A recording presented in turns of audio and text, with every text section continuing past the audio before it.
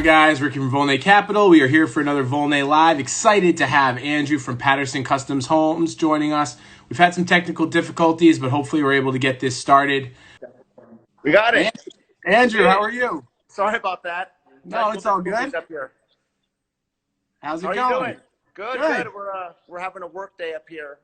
So you can see all the guys in the background working on adjusting things, doing all of our custom care on this house, all the ticky-tack things. We've been up here quarantining for the COVID off and on, my family. So the ticky-tack list of things has gotten pretty long. So I came up here by myself for the night and met all my workers up here so we can get all the punch list stuff done for the, working on the house for the last, living here for 10 days. So. Nice, man. Well, thanks for joining us today. Can you just tell us a little bit about Patterson's custom homes and a little bit about the business, how it got started and how you got started? Yeah, we're a custom home building company in Newport Beach, California. We do high-end custom homes. I'm from the Bay Area of San Francisco. I was born there, raised in Cupertino. Came down to Newport Beach just before 2000, after the dot-com pretty much blew up, and started building houses, one off for one, then became two, then became three, and then next thing you know, we got a huge home building company and lots of product on the ground. We've got over 380 houses now we've built in Newport the last 20 years. Awesome, man. Incredible. Thanks. How many houses are you guys currently building at a time? We have about 30 something active projects, but we're a design build firm, so we start from before the inception of the project, where we work with the clients all through the front end. So we have 10 projects that are not even going to start for probably 10 or 12 months that we're doing all of the front end design on, and pricing, bidding, pre-con, all that. But sticks and bricks on the ground, actually under construction, probably like about 17. Okay, great. And are they all for clients, or do you guys do spec houses as well? No, all for clients. All for clients. Awesome. So what would you guys say is your overall design style for the houses that you guys build? We're typically we do a lot of really high-end it's like a modern sort of beach house, we call it, where it's a very relaxing California lifestyle designed house with a lot of open big pocketing doors, kind of like you see here, where everything disappears into the walls. We don't have any bugs out here, so there's and it's pretty much 70 degrees every single day. It might be 75 or it might be like 72, but Christmas Day, 75, it doesn't really matter, So all the homes that we build are designed for indoor, outdoor living, and circulation space with large, big open rooms like this, so that there's not really any quadranted rooms like formal living or formal dining. Everything's kind of one big space, so that when these doors are opened up on these nice warm nights, that everyone can kind of run out, and a 4,000 square foot house can feel like 7,000 feet when all the doors open up. Yeah, awesome.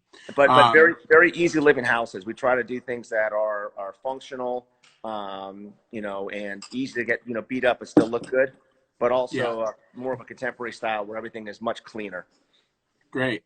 So I see. Are we in the kitchen right now? Is this the kitchen behind you? Yeah, we're in the kitchen right now. Can you give us a quick little tour of that of the kitchen? To kind of tell us about it, some of the decisions you guys made. Yeah. So kind of walking from the front here. So we wanted to have we're up in the wine country up in San Ynez. We're about 30 miles from Santa Barbara, and we're about 2.5 hours away from Newport Beach, where we're from. So it's a nice little getaway for our family. We're on 22 acres up here. We're on the top of a mountaintop, built between two valleys. So the intent was, when we built this house, was to have all of the view. I don't know if you can see here, but when you come through, to be able to see all of the landscape and the oak trees that are all around here. So the kitchen, when you come in, is a very big open kitchen, and the dining room is right across from it here. Mm-hmm. and with a big formal living with the abutting sectional couches inside there. Hey, Sean, you want to open those doors up? And I can have the doors all sort of pocketed in as well too. So the design of the kitchen was to capture the view of across the valley, because we're in San Ynez, it's a massive valley.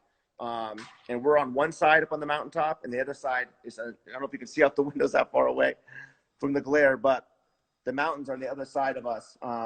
So when you're at the kitchen sink here, you're looking out. And this is the greatest fixture of all time. This is it's a pretty spendy, but it's the Waterworks fixture, and it's got this double handle set. It's in polished nickel. It's absolutely amazing. So it's basically, the controls are these big knobs, kind of give you your volume control, and then you control your temperature with this. Sorry about that. I'm trying to do it while I'm going backwards. Sorry, like this. Yeah. Yeah, and then that way when you're doing dishes, everything is in this big hopper, and you can get both of them going at the same time. So when we have this house is designed to hold a lot of people, a lot of families. It's a big family retreat. So the intent was to finish the dining, throw everything in this big massive 36-inch sink, under mount sink, and then we've got we have a dishwasher here under the ground under here, and then we have an overflow, which is the pantry, where the other dishwasher is.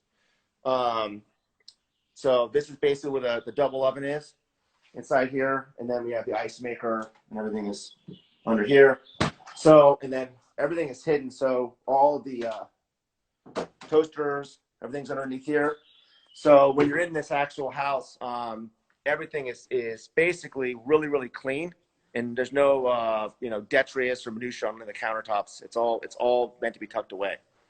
So one thing that people comment on is they say, where's the why are the ovens in a separate area?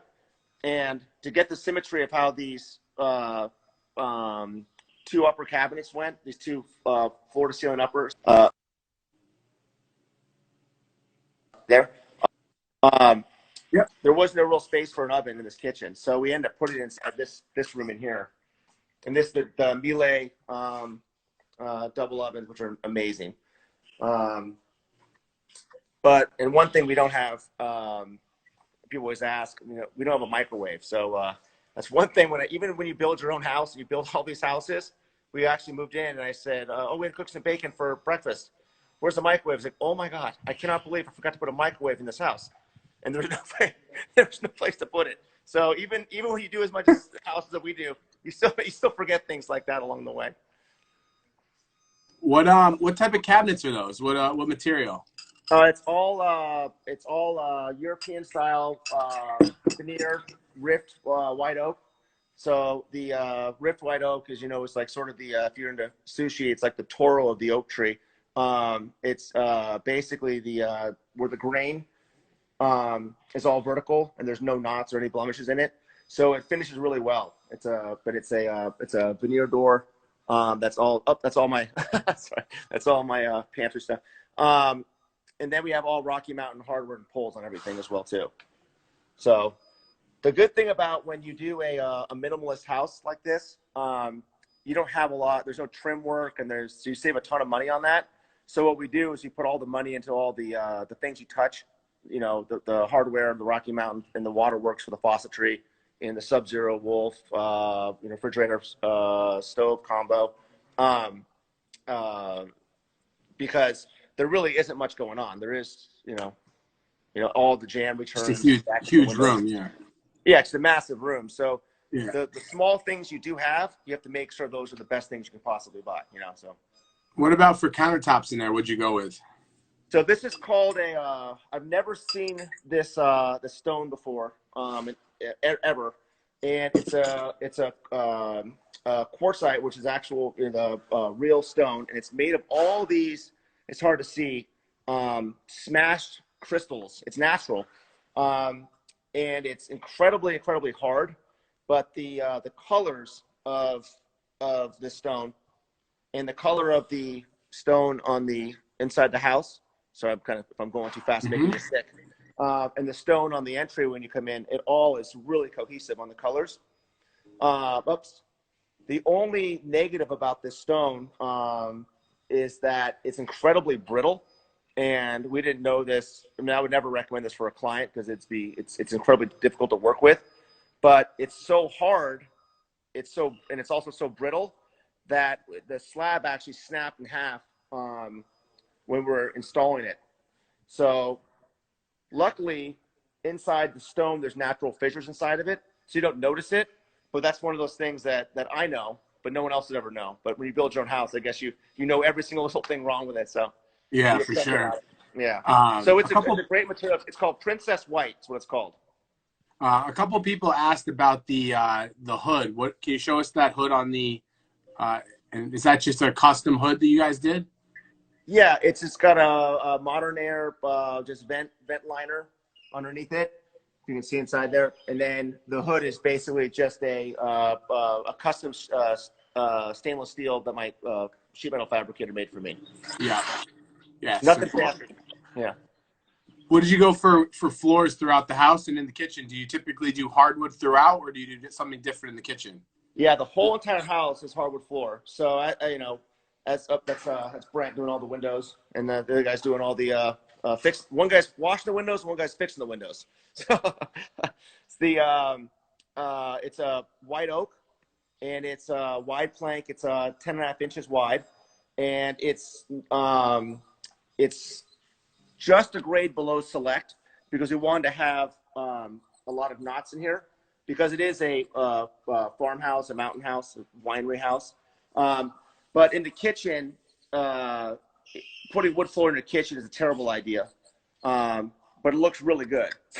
So yeah. There was no place to break it. And unfortunately, it's just one of those things that when you do wood floors in the kitchen, you're just going to have to know that they're going to get nasty over time because what kills the wood floors is all the, a little bit of jam fell one day from the peanut butter sandwich. A little bit of breadcrumb fell one day, some syrup fell one day, some eggs fell one day. All those little things you clean up, a little bit of residue always does reside in the cracks of it all. So you have to just know that every, 3 or 4 years, you're gonna have to refinish the floors. So are those hardwood that you finished yourselves, or are those a pre-finished floor? Oh yeah, we finished it ourselves. Yeah, we do. We don't buy any pre-engineered floor that's pre-finished. All the work that we do everything. We buy the wood, and it's all finished to a specification that we come up with. Nice. That's how you make it not look like a pre-bought floor. Yeah. Well, guys, keep sending in questions. We'll get to the questions at the end, but we're gonna play a little game we like to do. It's called This or That. So I'm gonna ask you 2 different design questions. We opened real quick. We opened the doors for you, so you can see kind of how the doors work. Now that it's open, yeah, you can see how the valley all goes all the way back, and the vineyard is up on the hill, and then just goes all the way through. So yeah, it's almost like you're sitting outside. Yeah, so you can just literally. And that's our sitting chairs. We like to sit in and watch the sunset. So it's basically now I'm outside, right? Wow. Now I'm inside. So you walk right through the pool. So now this house, this one room that's a couple thousand square feet, now it feels like it's 7,000 feet because now we're just going to walk right back out here and out into the pool again.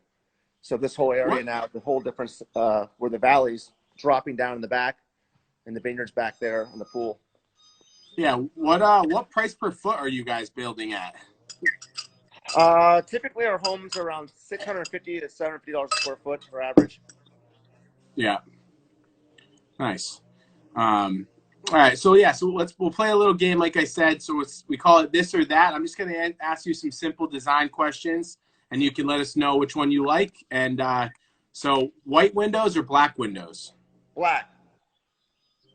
Undermount sink or farm sink?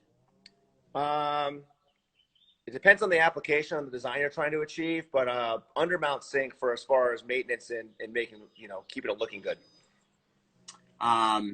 Open shelving or glass cabinets? Open. Everything's open shelving now. Upper cabinets are kind of a thing of the past. No one really does uppers anymore. Slab backsplash or a tiled backsplash? Tile backsplash. Too much slab is overwhelming. Wow, that's interesting. We've been hearing a lot of the opposite lately. Paneled refrigerator or show off that stainless? panel, make it all go away. Yeah. Let's do front porch or back deck. Front. What kind of question is that? What do you mean? Like a front porch on a house or a rear deck? It all depends on the architecture, I think, and that's one of the most magical things about this house is that my really good friend Chris Brandon is the architect, and the way he did the deck on this house, I'll kind of walk outside and I'll show you. His vision of how he did this is just unbelievable. It's basically just this a veranda of all these columns, kind of like a colonnade, but you can see all the exposed cedar and the columns, and we have these rain chains around to make it more farmhousey, I guess. So you're gonna walk out and you can see how all the textures that Chris used to come up with this house. Yeah. And also maintaining all the beautiful oak trees that are on this property. All these trees are hundreds of years old that have been here forever. So Chris designed the house to basically meander through the top of the slope and always be able to see the trees through all the different parts of the windows. Nice. Well, tell me about this custom home care maintenance stuff that you guys do. Yeah, that's what we're doing right now. So basically what custom care is all of the ticky-tack maintenance things that no one would ever do, that you have to do, otherwise your house, goes to hell. So, adjusting your faucets to tighten them down because your faucets get loose, right? The faucetry, like down here, everything gets loose. So all of the AV stuff, like the TVs, get gross. So they pull the TVs off and vacuum and clean all the back sides, clean the AV racks. Go through, make sure all the connections are still strong because the TVs get fuzzy over time because the connections get loose. Clean the wood floors, clean all the P-traps out of all the sinks, and all the hair out of them. And that's what we're doing here right now. So with the program that it's a computer program that we wrote. It's actually, it's available to any builder, anybody wants to use it. And all it does basically is sets up the general contractor with a bunch of vendors in his local area that will basically go and service all the homes that he built on all the aftercare. So what it does, it keeps the house that you built looking good, because you build a house for somebody, it's their biggest asset by far, but there's no there's no place to take it if it breaks down. Like you buy a Land Rover or a Range Rover, you go take it to the dealership, the light comes on. You build a $20 million house, you get nothing, Yeah, so for it's sure. just funny. So it's just, it's like, descaling your water heater, things that cost, someone like $50 to come and do, but no one's going to do it because it's such small ticky-tack things that the things that drive you crazy, like when the cabinets come out of alignment, they jam when they shut, like this one. This one hasn't been adjusted yet, but who in their life has this where it doesn't, look at that. See, it doesn't close all the way because it's not an adjustment, right? And this is something that costs literally like a guy you'll like live with that for years. It drives everyone crazy. Drives me crazy. My cabinets aren't lined up. Yeah. So, and then power wash your house every year, and it's on a scheduled program so that all the service automatically happens for you, for the vendor and the client. So and it's very, very inexpensive. So it's kind of like having like a landscaper who takes care of everything in the yard and does everything, but it's for inside your house. And outside, yeah. Does all the power washing every year, cleans your vents, charges your air conditioners every year before the summertime, all that. So it's property management for your house. But only it's designed for custom home contractors, right? Who want to maintain a relationship with their clients and keep and provide resources to keep the house they built for their clients looking as best they possibly can. So they pay the contract. Correct. Deferred maintenance is the #1 cause for bad blood with clients and contractors in the relationship, because if you don't take care of things, they're going to fail. If you don't re-waterproof your deck every 5 years, it's going to leak, right? But if a homeowner's got the resource to have a guy show up and re-waterproof the deck for a couple $100, right? Then they're not going to do it. Right. Right. And then they end up thinking that you built it wrong, even though it's just common maintenance. Exactly right. And when the work is done, the way the computer program works is that it sends the client a record, like a Carfax, but it's a home fax, and basically says your deck was resurfaced on this day. Your water heater was descaled on this day. So if someone were ever buy the house from that person, they would know that every year all these 30 or 40 things were done to keep the house operational in tip-top shape. That's awesome. I'm definitely interested in learning more about that. We'll make sure I see people asking about it. We'll do a post later on, and we'll put a link to your guys' website in our page for everyone to check out. Yeah, it's an incredible program. Yeah, we have 95 clients on ours right now, and it's just we win a lot of contracts because there's a lot of competition in Newport building custom homes, but the fact that we take care of these houses for life and have a service that does it really sets us apart from everyone else. Yeah. What separates your guys' houses from those other competitors that are building houses? We have a standard of what how we build these houses. So since now the Achilles heel of what I'm saying is that since I'm going into a lifelong maintenance contract or maintenance agreement with you, say, hey, we're going to take care of this house. As long as you take care of it, it's not going to fail. We're now working in a level of where there's no upgrades, right? So if I can't come to you on a bid on a project and say, hey, I'm going to give you a bid for it's $300 a foot to build the house, but it's got bonderized flashing, and it's got ABS plastic pipes in the walls, and yada yada yada. So what we say is, as high as it goes for every single category for the house construction, that's what we use. So for instance, all of our flashing as standard is copper, right? Because that's the best you can get for exterior flashing, and it'll last, as long as possible, as long as you and I will be alive and our kids will be alive. So, but the con of that is, to do a bonderized flashing on a house is, $3,500 for like a 5,000 square foot house, where the same house in copper would be 35,000, right? So if you take all those items, we use all cast iron waste lines, so you can't hear any flushing in the walls, even though it's an archaic way to build a house with cast iron waste lines, it's the highest level of sound coefficient you can get. So if the client comes to me and says, oh, I can hear the water rushing in the wall, and I said, well, yeah, that's ABS pipe. And so, well, something better? Yeah, you could use cast iron. Well, why the hell didn't you use cast iron? So now what we do is we just say there's nothing higher than what we use. So unfortunately and fortunately, it puts us in a level where if someone says, I want to spend, like I said, $400 to build a house, $400, we just can't do it. It's not, but nothing wrong with that. People, it's not, I don't want to build a house that doesn't have enough money in the budget to build it properly with the right finish you need to install to make sure that it can stand the test of time we're like a multi-generational builder. I want this house to be enjoyed by your kids. Yeah. Awesome. Well, we got a couple questions here. We'll rip through these and then we'll let you go. But AV Toga asks, are you guys doing smart home systems in these houses? Yeah, right there. Control 4 right on the wall, right on my shoulder here. Yeah. Yeah. Every house we use, every house we build has smart home systems, either Control 4, Servant, Crestron. But all the lighting, as a standard we build, all of our houses have lighting control systems in them. So everything is based on keypads. So there's no conventional switches. And all of our, we use all of these. Let's see if I can get this over my head here. We use all trimless cans. So see that the cans have no flange on them. Yeah. So it's really remarkable how those work. Look at that wine fridge. Can we see that? Oh, yeah. Sorry. So this is the colony. So the way that Chris designed the house, it's an old sort of barn structure. You can kind of see here.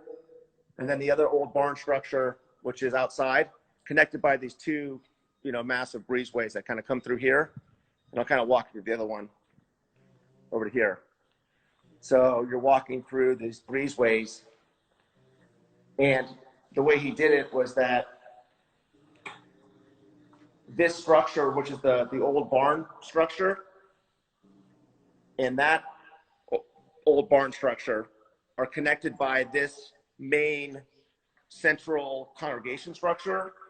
And it's so wild. It's at exactly a 45-degree angle from the rest of the two structures. So it's basically what he did is he melded the design of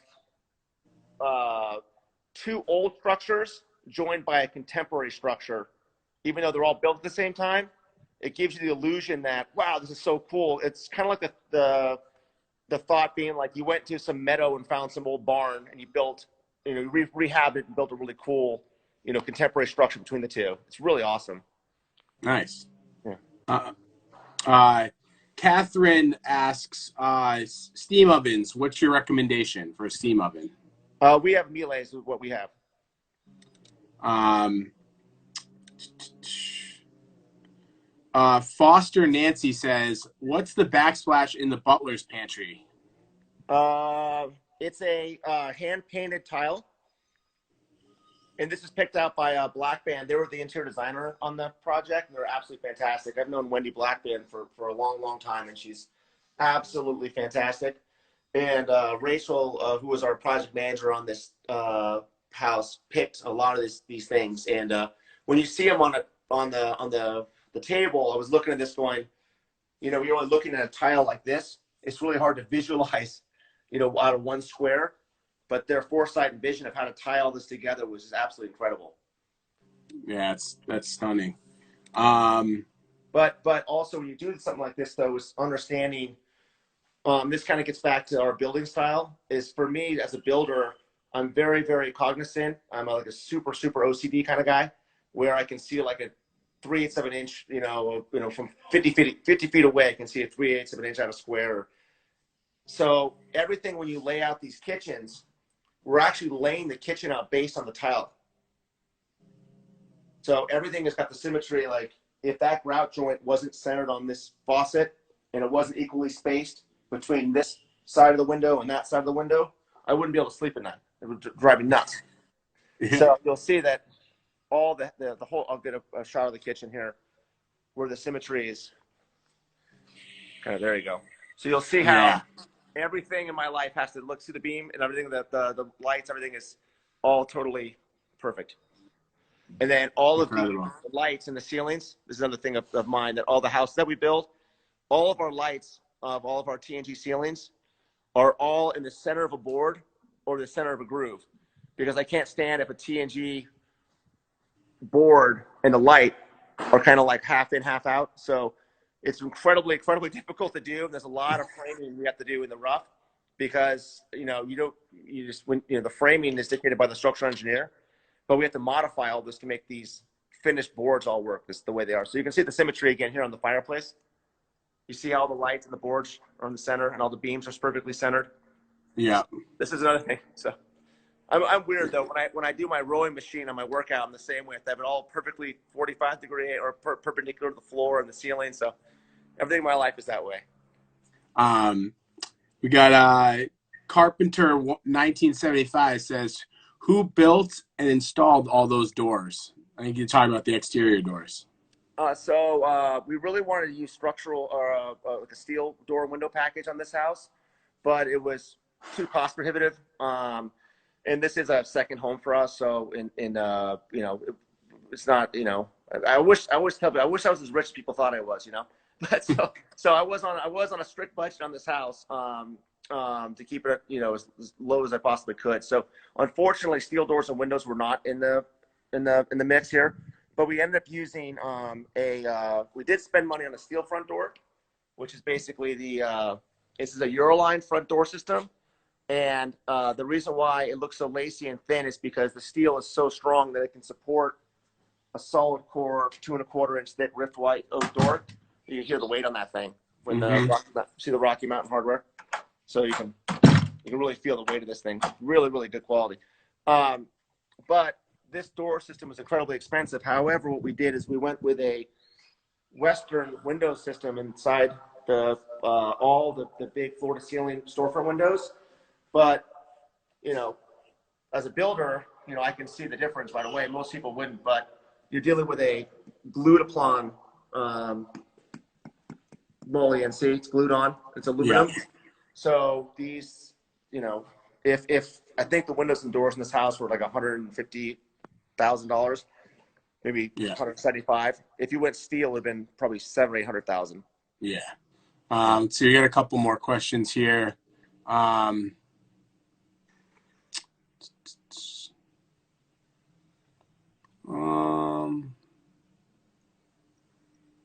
So these are more just questions for in general. Let's see. Here we go. What are your thoughts on central vacuum systems? Same thing if you see an intercom in someone's house. Yeah. Antiquated, old school. No one does that anymore. It's crazy that that used to be a thing and it's just gone. Yeah, yeah. Light switches. If I see light switches, like toggle switches in a house, opposed to keypads, like if like the toggle like up, like a Lutron like toggle switch.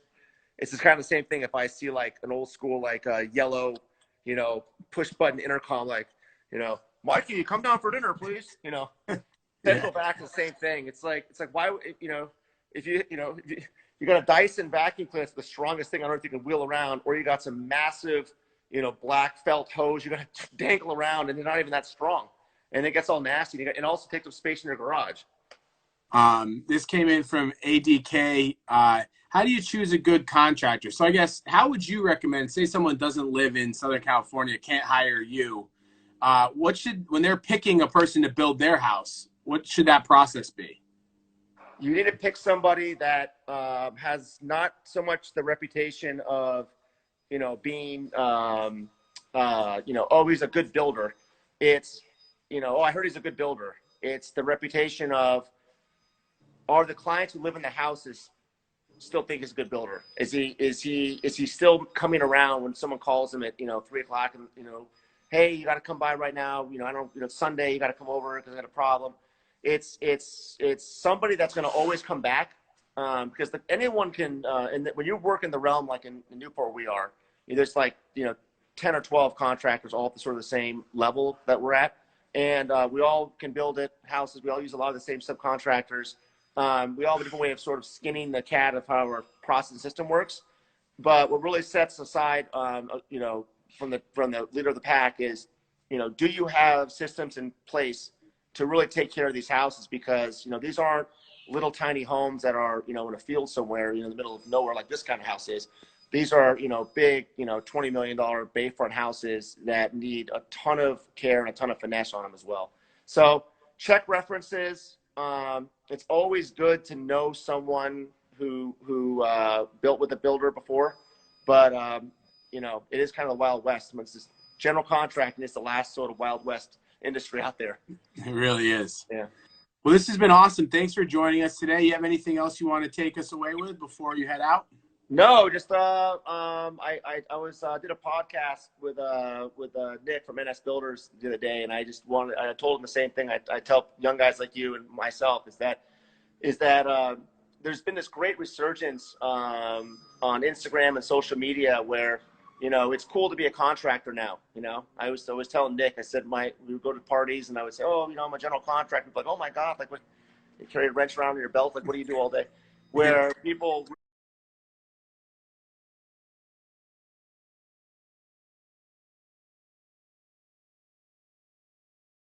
really are getting into the trades now. Young people coming out of, aren't going to college sometimes anymore. Rather, end up with a bunch of student loan debt when they're done. They're actually going into the trades or being carpenters or being, cabinet builders or being tile and stone installers. They're being developers of these beautiful houses, architects, interior designers. This industry, the resurgence of the young people coming into it is so fantastic and so inspirational. And I really commend guys like you for really making it cool to be doing what we do. And it means a lot. Awesome, man. Well, thanks for joining us. Everyone who followed along, if you missed the start of this, we edit these and we put them on our YouTube channel. So we'll get that edited. We'll post it probably tomorrow or Monday, and then everyone can check this out. But Andrew, thanks for joining us, and really awesome interview. Thanks, man. Great. Thanks. Good to see you, Ricky.